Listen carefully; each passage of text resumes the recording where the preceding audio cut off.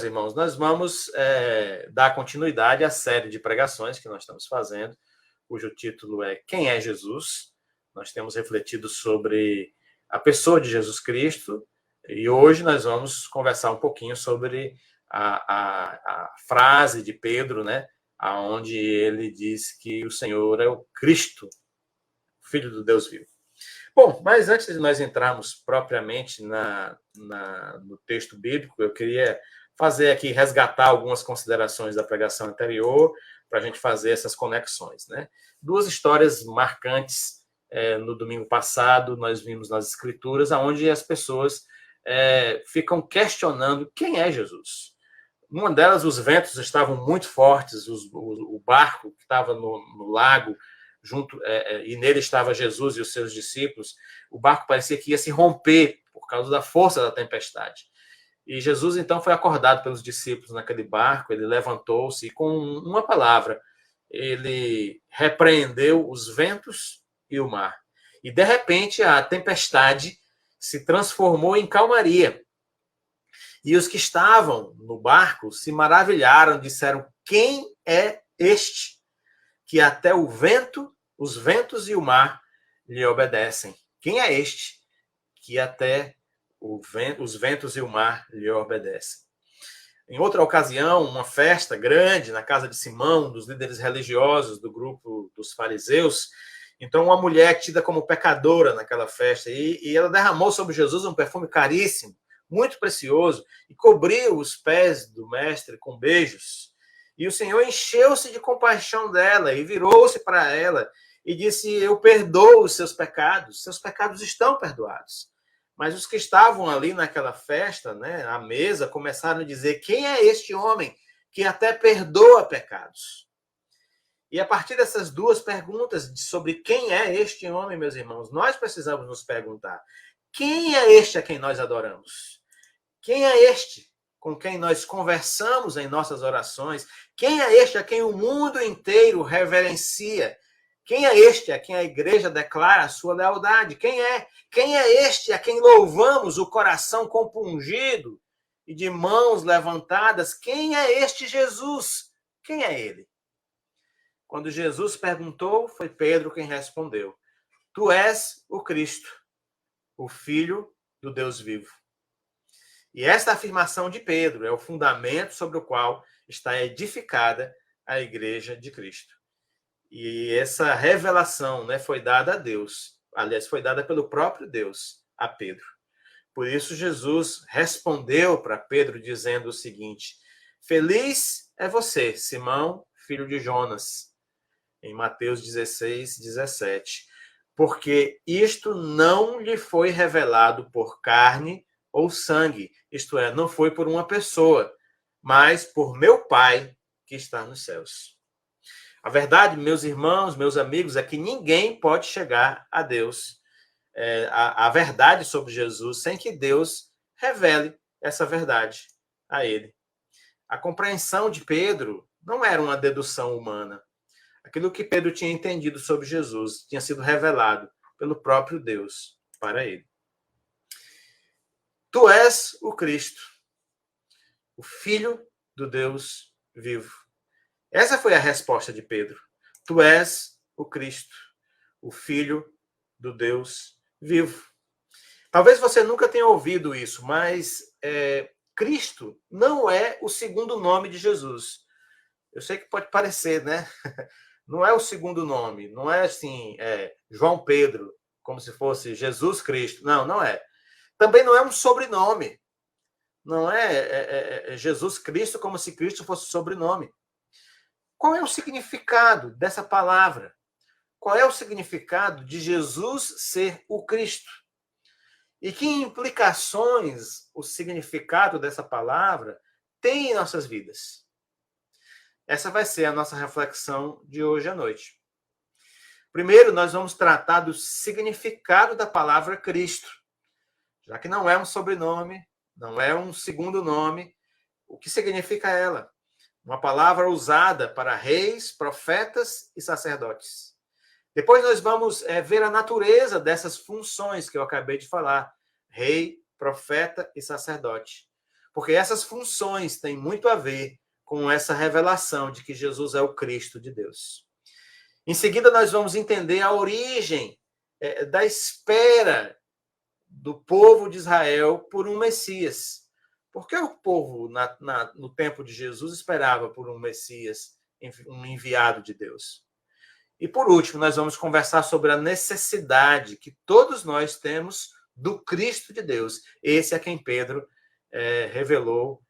recebeu a revelação de Deus e nos apresentou. Vamos começar, então, com o significado da palavra. A palavra Christos aparece mais de 500 vezes no Novo Testamento e ela está presente nos Evangelhos, está presente nos Atos dos Apóstolos, no livro dos Atos dos Apóstolos, nas cartas que foram escritas e também no Apocalipse.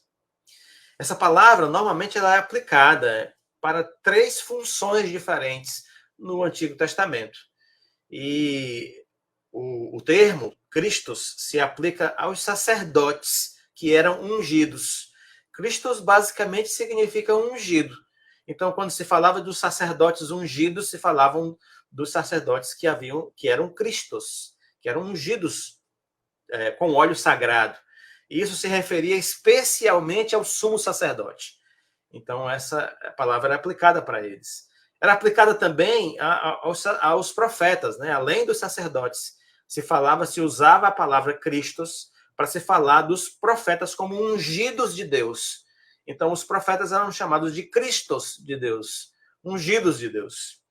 Sacerdotes, profetas, mas a palavra também era usada para se referir aos reis, sobretudo ao rei de Israel, que em algumas ocasiões foi mencionado como o ungido do Senhor, ou o Cristos do Senhor.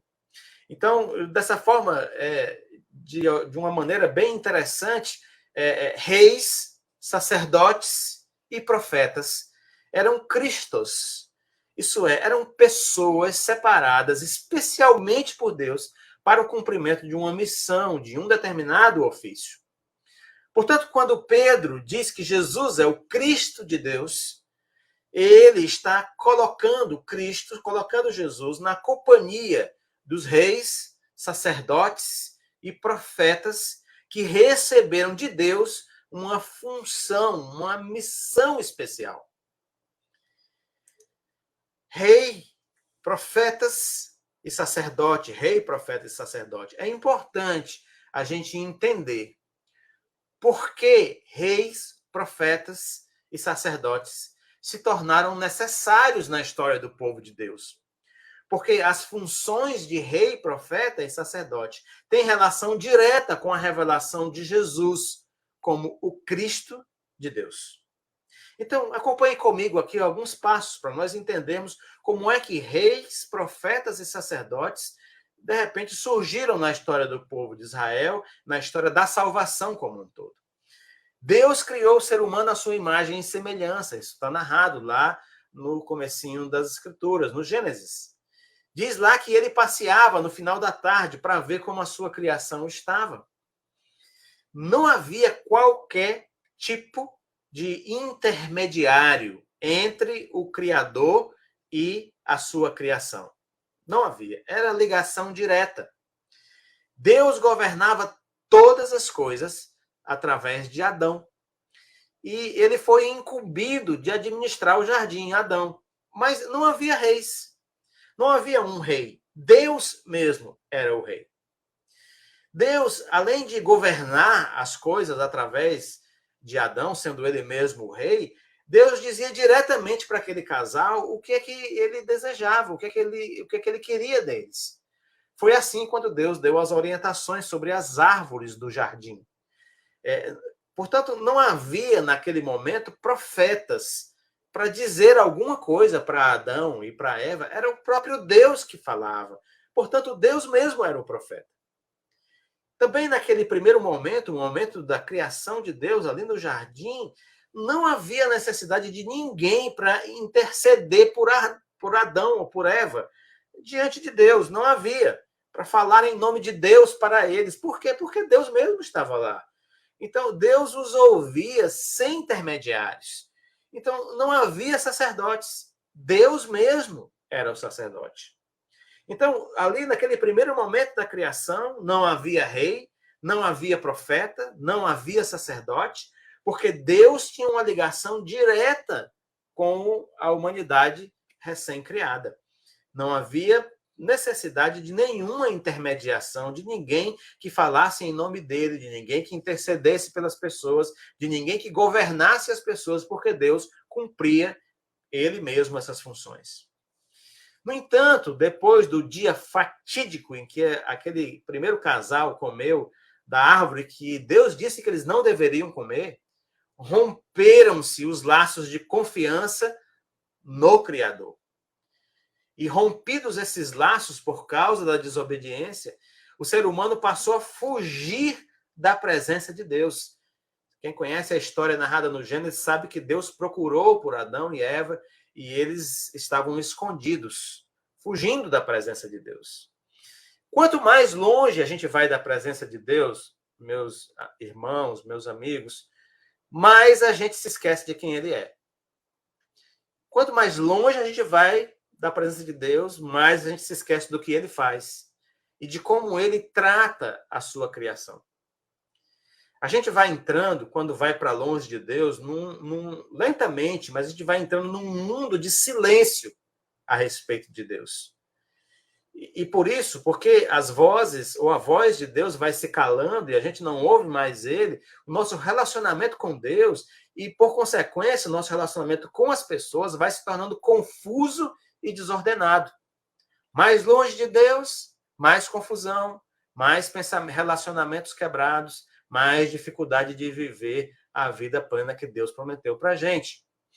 E quando isso aconteceu, e o primeiro casal, então, começou a fugir de Deus e começou a estabelecer uma distância dele para nos lembrar de quem ele é e para nos ajudar a ordenar os nossos relacionamentos com Deus e com as pessoas, o Senhor instituiu profetas, sacerdotes e reis como pontos de contato entre ele e o seu povo.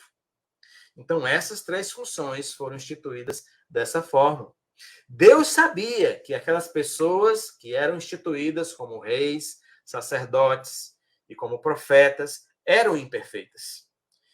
E porque o Senhor sabia que eram pessoas imperfeitas, ele prometeu que na plenitude dos tempos enviaria alguém capaz de fazer com perfeição essa ligação entre ele e nós.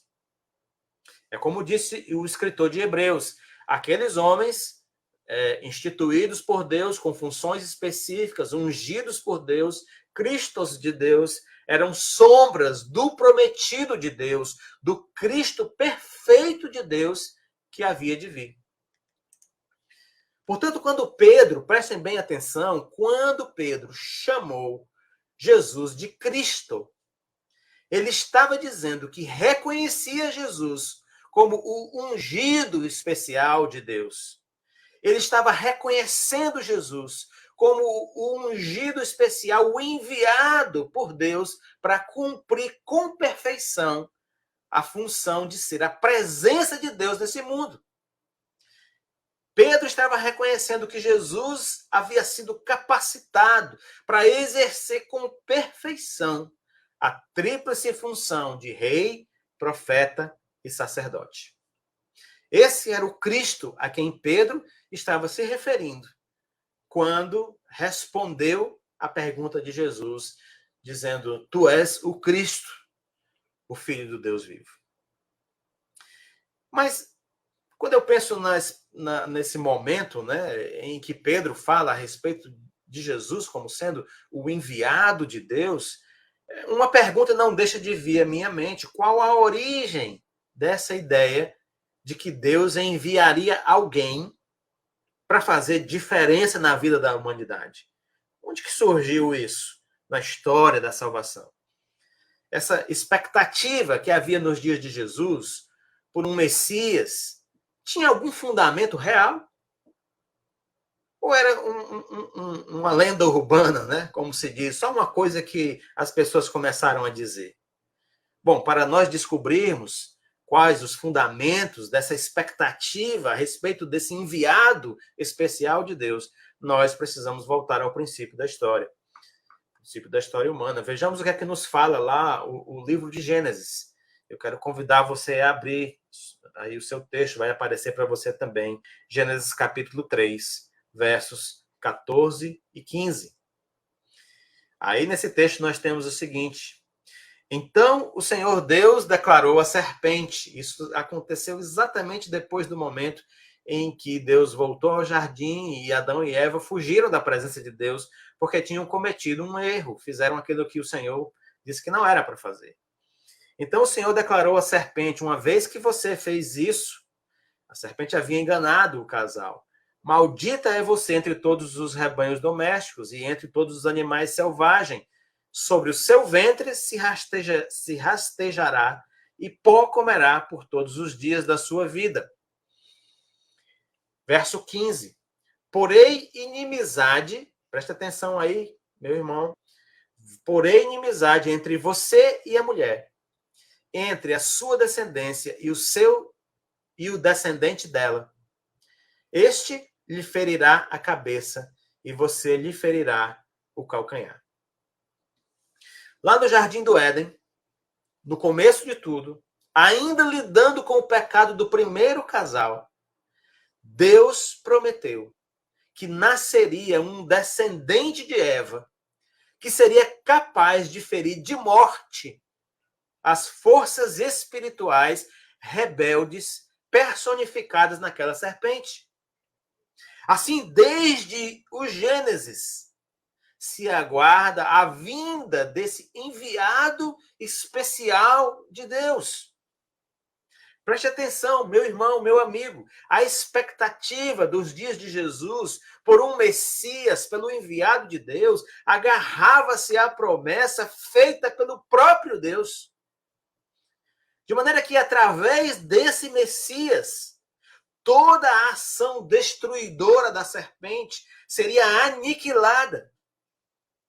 E ao aniquilar a serpente, a desconfiança e o medo que invadiram o jardim, naquele momento, seriam banidos para sempre. A desconfiança e o medo que levaram aquele casal à desobediência seria banido por completo. E o ser humano voltaria, então, a manter comunhão com o seu Criador. É dessa promessa, da promessa do Messias, da promessa do descendente, que é dela que vem as expectativas que eram tão fortes no tempo de Jesus, aguardando, né, ansiosamente o Messias de Deus, o enviado de Deus. Por isso, veja só que coisa especial essa.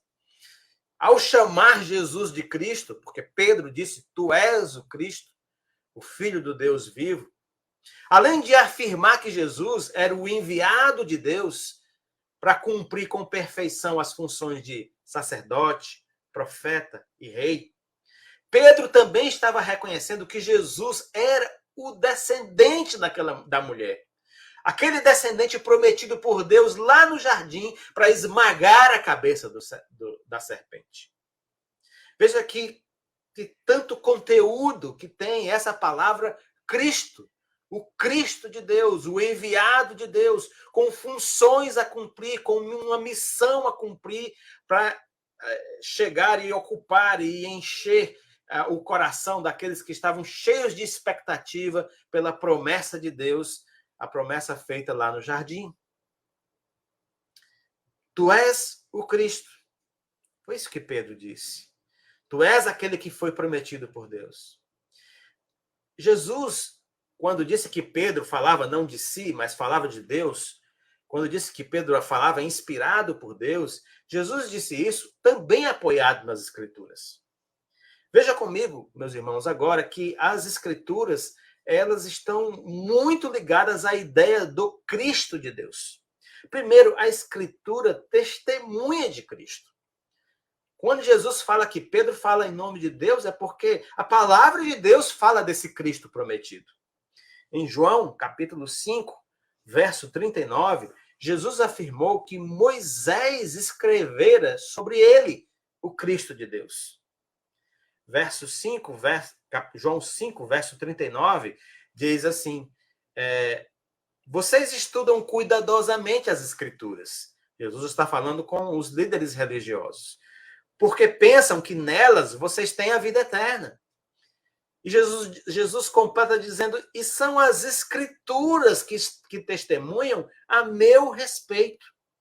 E se você pula para o verso 46, você vai ver Jesus dizendo assim, se vocês crescem em Moisés, creriam em mim, pois ele, Moisés, escreveu a meu respeito. Além de testemunhar de Cristo, as Escrituras também convergem para Cristo. Jesus explicou isso a alguns discípulos no caminho de Emaús, já ressurreto dentre os mortos. Ali ele se juntou a alguns discípulos no caminho de Emaús e teve uma longa conversa com eles. E nessa longa conversa, depois de ver que eles não tinham entendido muito bem o que havia acontecido, o verso 27 do capítulo 24 de Lucas diz o seguinte, e começando por Moisés e todos os profetas, explicou-lhes o que constava a respeito dele em todas as Escrituras. Então, as Escrituras também convergem para Cristo. Nós vimos um pouco disso no domingo passado, como cada livro das Escrituras aponta para Jesus. Mas, além disso, as Escrituras também se cumprem em Cristo. Então, elas testemunham de Cristo, elas convergem para Cristo e elas se cumprem em Cristo. E quando a gente diz Cristo, é o Cristo ao qual Pedro falou, o Cristo de Deus, o enviado de Deus, o Messias de Deus. Quando você tem Cristo, e isso é algo muito interessante da gente pensar, né?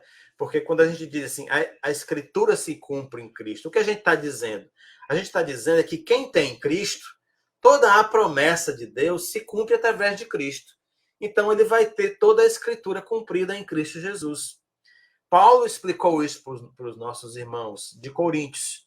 Segundo os Coríntios, capítulo 1, verso 19 e 20, nós temos Paulo explicando que a Escritura se cumpre na nossa vida por meio de Cristo.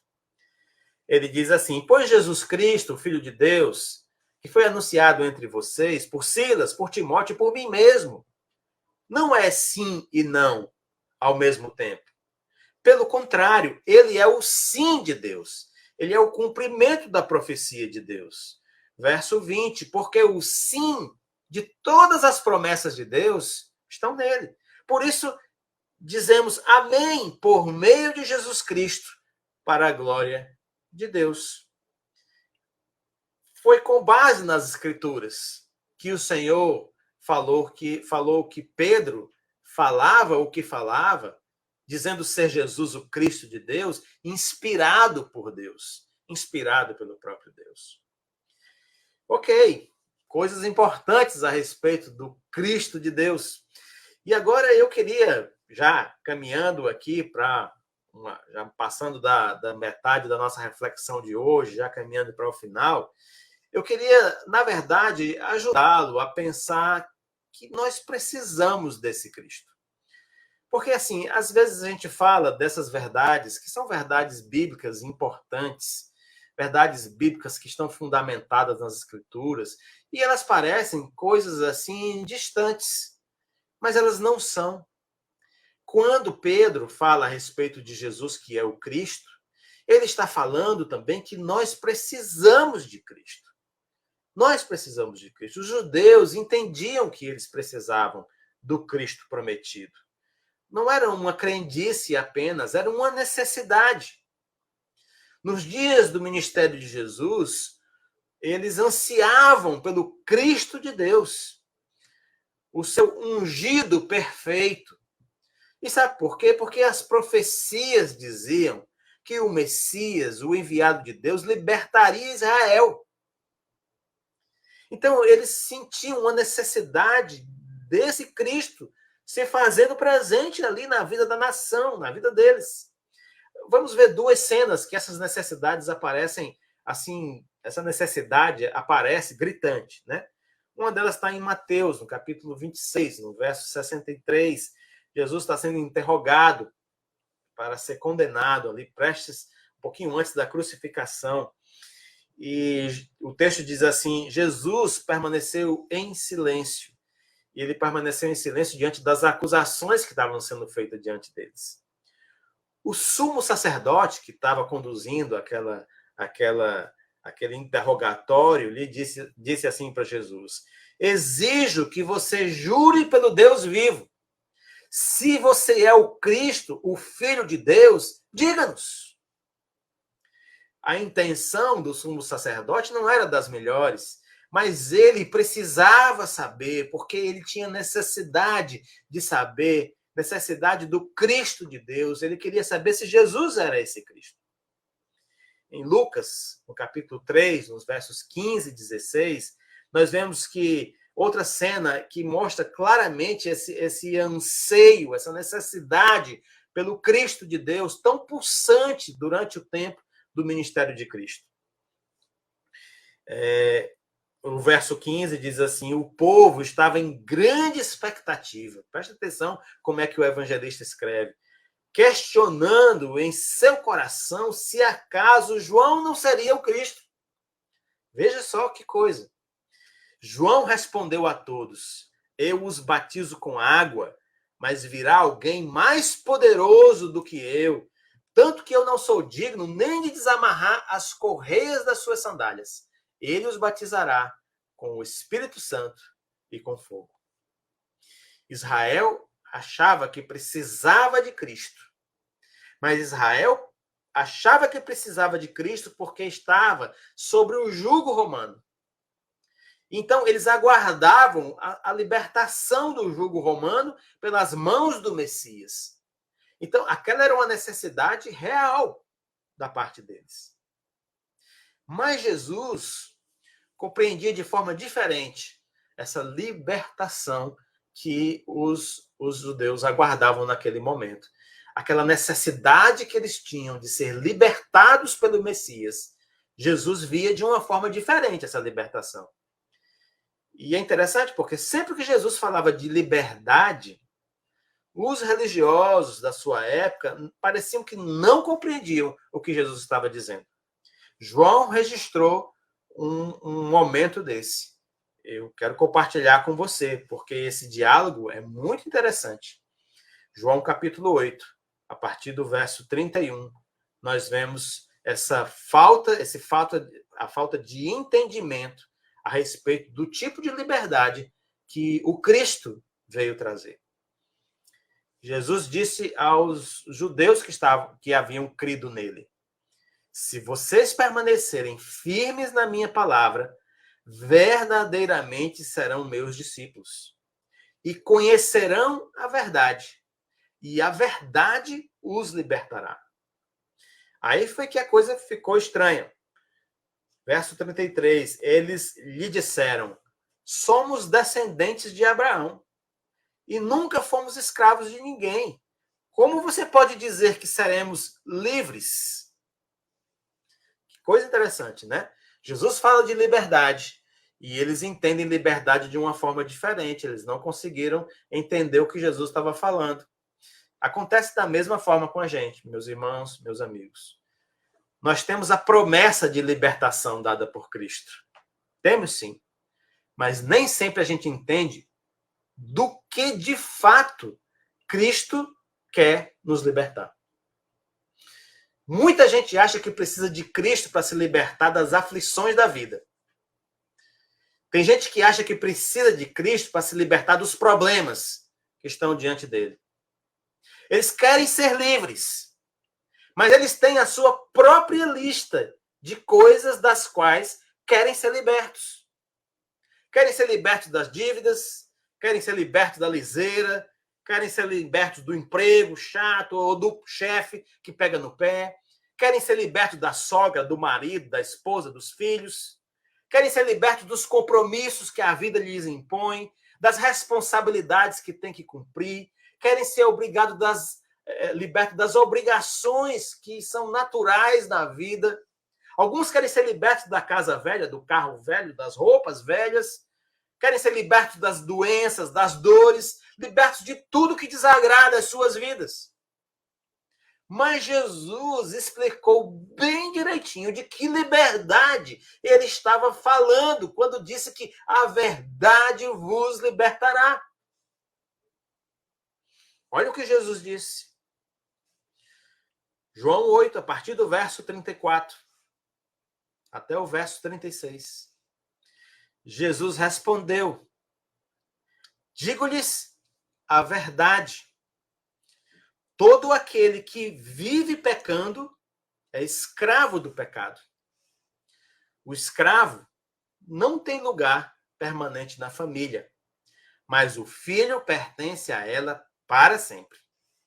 Portanto, se o filho vos libertar, vocês de fato serão livres. Meu amado amigo, você que está me ouvindo aí, na sua casa, no seu trabalho, onde você está, meu amado irmão que está acompanhando esse culto agora.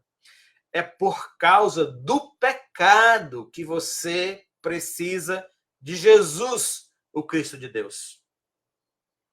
Não é por causa daquela lista que eu li antes. Não é, não. É porque só Jesus pode libertar você do isolamento que você vive de Deus nesse momento.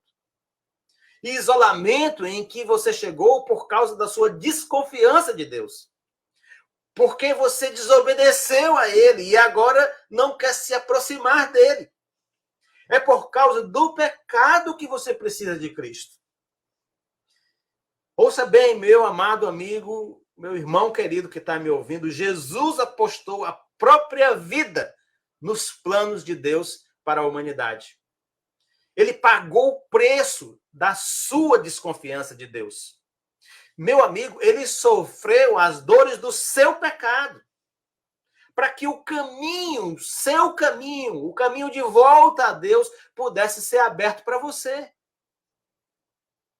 Por isso você precisa, sim, de Jesus, o Cristo de Deus. Mas você precisa por causa do pecado que alcançou a sua vida.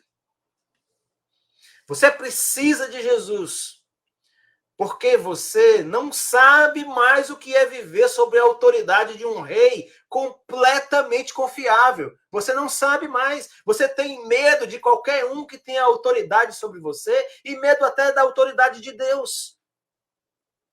Mas olhando para Jesus, você vai descobrir que Deus é esse rei no qual você pode confiar. Não é um rei qualquer, mas é um rei digno, um rei verdadeiro, um rei justo, amoroso, cheio de graça, cheio de misericórdia, um rei que entregou o próprio filho para que você voltasse a confiar no amor dele. Você precisa de Jesus para libertar-se do medo que você tem da vontade de Deus e aprender a viver uma vida de confiança na soberania dele sobre a sua vida. Jesus confiou inteiramente em Deus para demonstrar que Deus é completamente confiável. A vontade dele sobre nós é boa, perfeita e agradável. Assim, em Jesus, Deus volta a ser o rei. Sim, você precisa de Jesus, você precisa do Cristo de Deus. E você precisa, porque para ouvir a Deus, você ainda precisa que uma pessoa venha trazer um recado dele para você. Você não sabe falar com Deus face a face. Como faziam Adão e Eva lá no jardim. Depende que outra pessoa venha dizer a vontade de Deus para você. Olhando para Jesus, você vai descobrir um Deus que procura você. Um Deus que tem interesse na sua vida. Um Deus que deseja ser conhecido. Não é preciso ninguém traduzir Deus para você, porque Deus mesmo se faz presente na vida daqueles que o buscam. Sim, você precisa de Jesus, o Cristo de Deus, para se libertar do medo da presença de Deus e aprender a viver uma vida em que a voz de Deus deixa de ser um espanto para se tornar parte do dia a dia. Porque hoje, se você fala que ouviu Deus falar, você é maluco, né? Mas não foi sempre assim, não. Deus já falou ao ouvido da sua criação, daqueles que ele ama. E ainda fala. Então você precisa ser liberto do medo da presença de Deus. Jesus obedeceu completamente à voz de Deus, para que você visse que ouvir a Deus não é uma insanidade, não é. Ele é um Deus que fala, ele é um Deus que ama, ele é um Deus que se relaciona conosco. Assim, em Jesus, Deus volta a ser o profeta que fala conosco. Sim, você precisa de Jesus. Você precisa do Cristo de Deus. E você precisa do Cristo de Deus porque você precisa sair da situação em que você está, em que você continua oferecendo sacrifícios para Deus. Ah, meu amado amigo, não faça isso. Você faz promessas. Você faz votos, vigílias, você faz corrente, faz qualquer tipo de acordo, pensando que desse jeito você vai trazer Deus para o seu lado. Quem é esse Deus com quem você está fazendo essas coisas? Não é o Deus das Escrituras. Olhando para Jesus, você vai descobrir que a sua dívida com esse Deus é impagável. Não há nada que você possa fazer que traga Deus para o seu lado. Não há. Não há nada que você possa fazer, porque o preço que você tem que pagar é a sua própria vida. Mas você vai também descobrir, olhando para Jesus, que ele, o Cristo de Deus, entregou a vida dele para que você não mais precisasse perder a sua. Você precisa de Jesus, sim. E precisa de Jesus, o Cristo de Deus, para libertar-se das falsas barganhas. E por meio da fé, receber a vida plena que vem de Deus. E aí você vai aprender a viver na dependência do amor dele, demonstrado na cruz, lá do Calvário. Sim, Jesus entregou-se a Deus, entregou a sua própria vida para que você visse que não há necessidade de sacrifícios para se relacionar com ele. E assim, em Jesus, Deus volta a ser o sacerdote. Que riqueza, né, meus irmãos?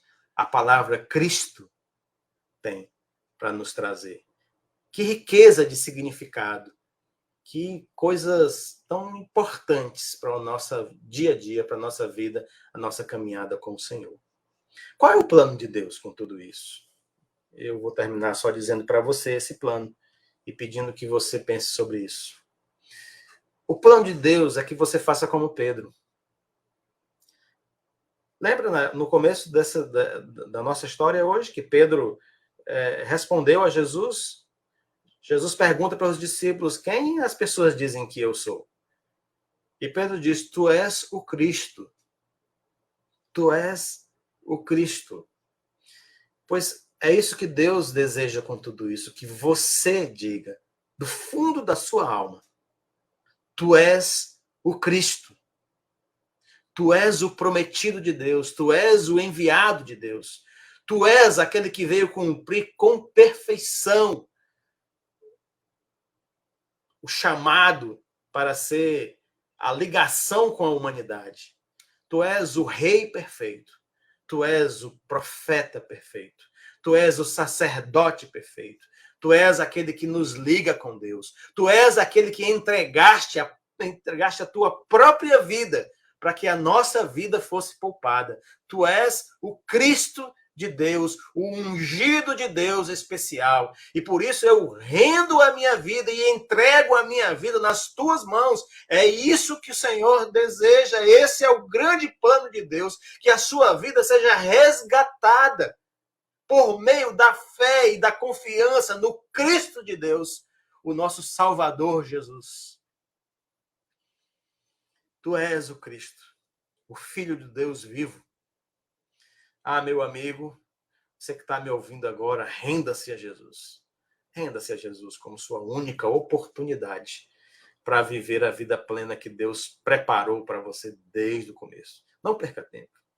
Não perca tempo. Não importa se você é frequentador de igreja, não sei quanto tempo. Não perca tempo. Se você ainda não fez essa entrega completa da sua vida ao Cristo de Deus, faça o mais rápido possível. Não perca tempo. O tempo é agora. O momento é agora. Faça isso. Você não precisa de ninguém para fazer isso. É só você e Deus.